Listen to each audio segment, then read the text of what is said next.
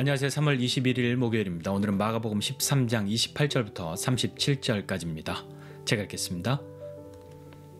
무화과 나무의 비유를 배우라. 그 가지가 연하여지고 잎사귀를 내면 여름이 가까운 줄 아나니 이와 같이 너희가 이런 일이 일어나는 것을 보거든 인자가 가까이 곧 문 앞에 이른 줄 알라. 내가 진실로 너희에게 말하노니 이 세대가 지나가기 전에 이 일이 다 일어나리라. 천지는 없어지겠으나 내 말은 없어지지 아니하리라. 그러나 그날과 그때는 아무도 모르나니 하늘에 있는 천사들도 아들도 모르고 아버지만 아시느니라. 주의하라. 깨어있으라. 그때가 언제인지 알지 못함이라.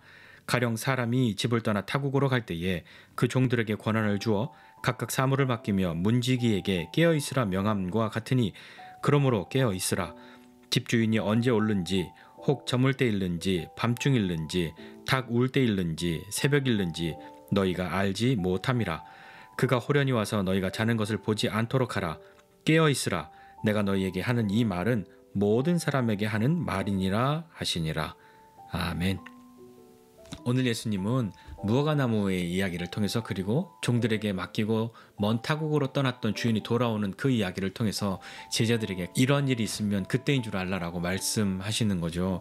무화과나무의 비유를 배우라라고 말씀하시는 건 무화과나무는 여름에 열매를 맺지 않습니까? 그러니까 가지가 연해지고 잎사귀가 무성해지면 이제 여름이 되는구나, 곧 열매를 맺겠구나 알 수 있는 거죠. 어떤 현상을 보고 어떤 때인 줄을 아는 것 아닙니까? 그러니까 예수님께서 너희에게 이런 일이 생기면 그때가 다가온 줄을 알라. 인자가 가까이 온 줄을 알라.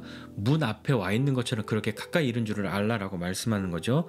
그러면서 내가 진실로 너희에게 말하는데 이 세대가 지나가기 전에 이 일들이 다 일어날 것이다. 천지는 없어져도 내 말은 없어지지 않는다 라고 말씀하십니다. 이 세대가 지나가기 전에 이 일들이 일어난다라고 말씀하시는데 어떤 일이 일어납니까? 이런 현상들이 일어나면 이 일이 일어난다라고 말씀하시는데요. 그것은 첫 번째로 이 이야기는 예루살렘 성전의 멸망이지 않습니까?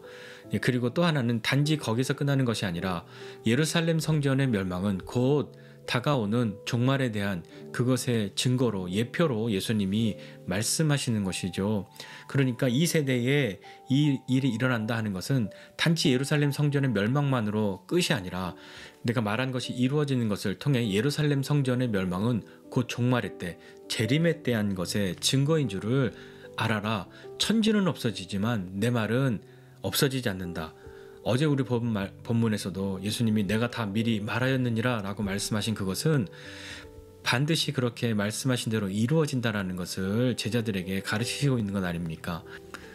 그러나 예수님이 어떤 징조에 대해서 이야기를 말씀해 주시지만 제자들의 그리고 우리들의 가장 큰 궁금증은 어떤 겁니까? 그러니까요, 그게 언제냐고요 하는 것이죠.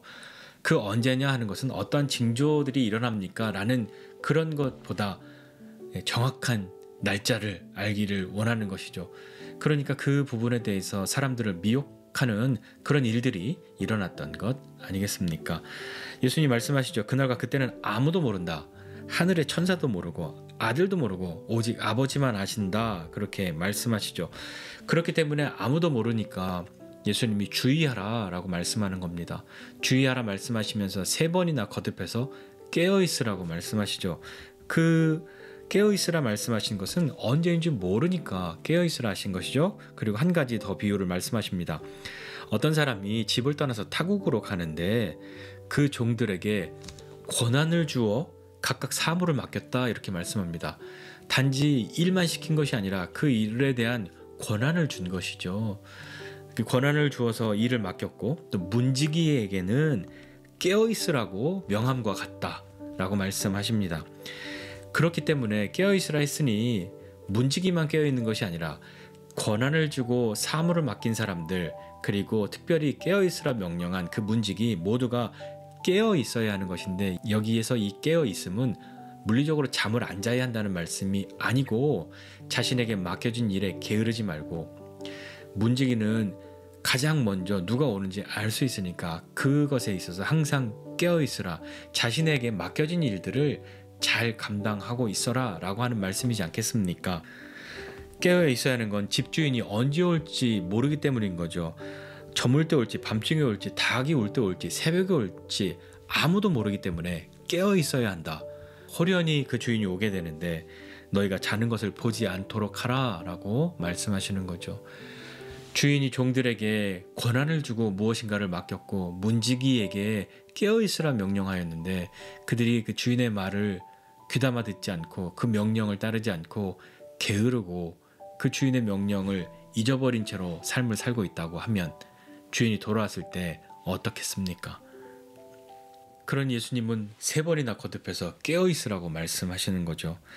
내가 너희에게 하는 이 말, 여기 너희는 그 예수님에게 언제고 무슨 징조가 있습니까? 라고 물었던 4명의 제자, 그들에게만 하시는 말씀이 아니라 내가 하는 이 말은, 너희에게 하는 이 말은 모든 사람에게 하는 말이다. 그러니 12명의 제자, 더 나아가 오늘을 살고 있는 우리에게도 예수님이 하시는 말씀인 거죠. 오늘 이 말씀을 통해서 예수님이 말씀하신 대로 예루살렘 성전이 무너지는 것을 보면 예수님께서 다시 오시는 그때에 대한 증거인 줄을 알아야 하는 겁니다.